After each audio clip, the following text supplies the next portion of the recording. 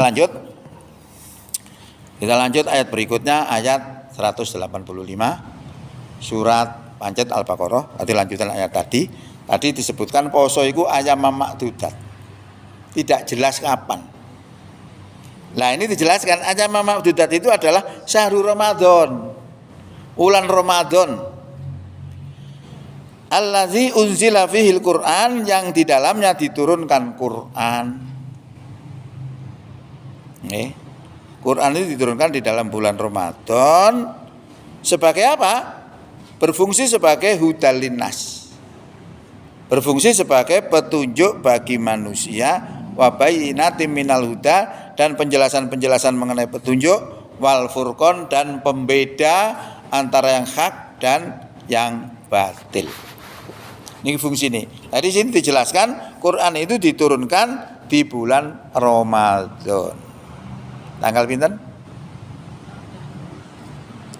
Pinten? 17.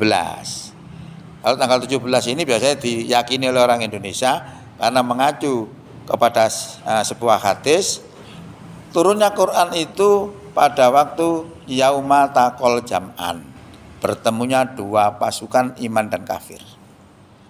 Itu pas turunnya ayat. Hadis ini. Tapi kalau kita melihat Quran beda. Justru Quran itu menjelaskan bahwa turunnya Quran itu di atas tanggal 20. Ayatnya mana? Panjenengan hafal paling. Inna anzalnahu fi lailatul qadar. Sesungguhnya kami turunkan Quran ini pada malam Lailatul Qadar. Lailatul Qadar tanggal pinten? Di atas tanggal 20. Gak cocok ya. Tapi perbedaan itu saya belum menemukan, tapi yang jelas Quran itu tetap diturunkan pada bulan Ramadan. Okay. Nah, diturunkan dalam bulan Ramadan ini kayak apa turunnya? Okay. Menurut Ibnu Abbas, turunnya Quran itu sekaligus 30 juz. Okay. Seperti Quran yang kita pegang ini. Lalu turun kepada Nabi dari Iqra. Iqra bismi rabbikal ladzi khalaq, khalaqal insana min 'alaq. Iqra wa rabbukal akramul ladzi 'allama bil qalam. Al-ayat. Terus sampai selama 22 tahun lebih turunnya Quran ternyata seperti itu. Terakhir surat 5 ayat 3. Al-yawma akmaltu lakum dinakum wa atmamtu alaikum nikmati wa raditu lakumul Islam madina. Pada hari ini telah aku sempurnakan Islam sebagai agama bagimu, dan telah aku cukupkan nikmatku atas kamu, dan aku ridho Islam sebagai agama bagi kamu. Sehingga seorang Umar bin Khattab ini cerdas ya. Nek kapane agama sempurna, berarti tugasnya Rasul selesai. Ternyata 2 bulan setelah turun ayat ini Rasulullah wafat. Selesai tugasnya.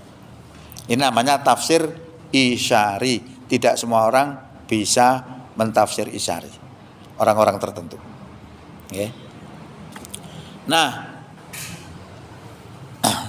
Quran yang turun sekaligus tadi diturunkan kepada Rasulullah Iqra. Kenapa diturunkan Iqra kok tidak Al-Fatihah? Itu kan panjenengan pegang itu kan Al-Fatihah ya. Sampai An-Nas. Padahal turunnya kan tidak seperti itu. Kenapa beda? Nah, ini sebenarnya kunci kita memahami Quran, memahami Islam.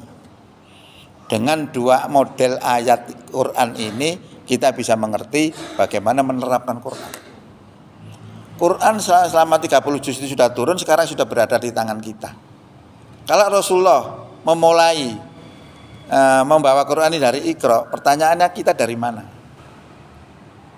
Kalau kita salah membawa Quran ini, nggak pernah menang Islam ini. Sejak dulu orang Indonesia itu memperjuangkan Islam itu sebelum merdeka sampai sekarang nggak pernah menang dari menangan politik ya.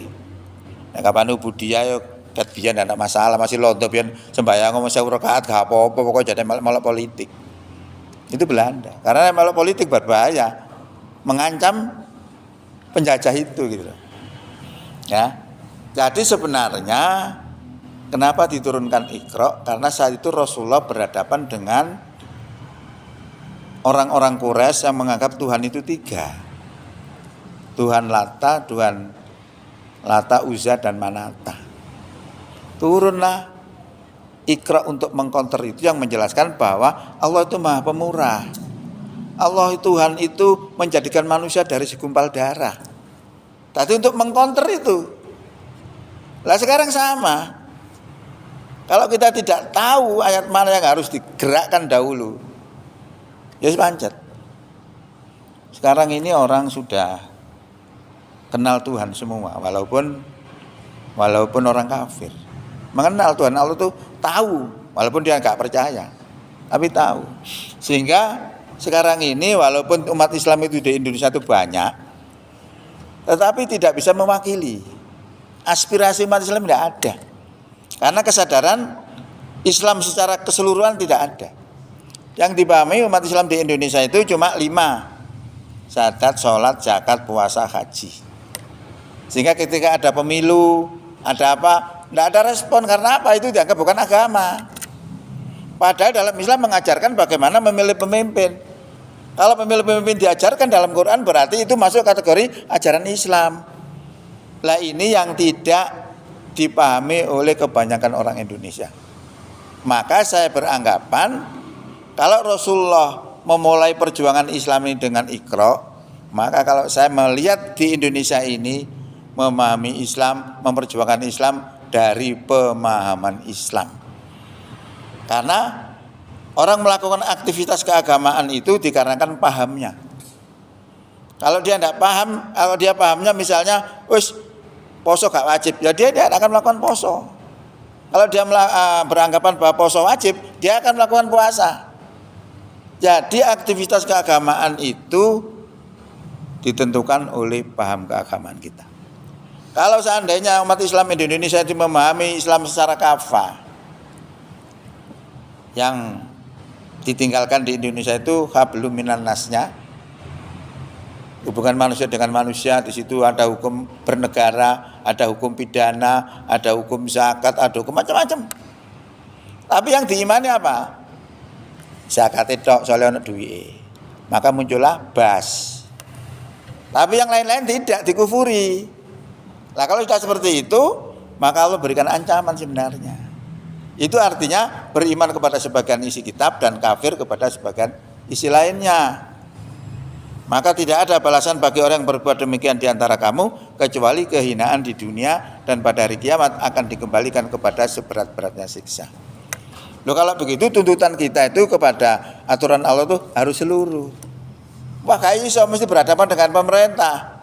Wah gunakan ilmu toleransi tadi.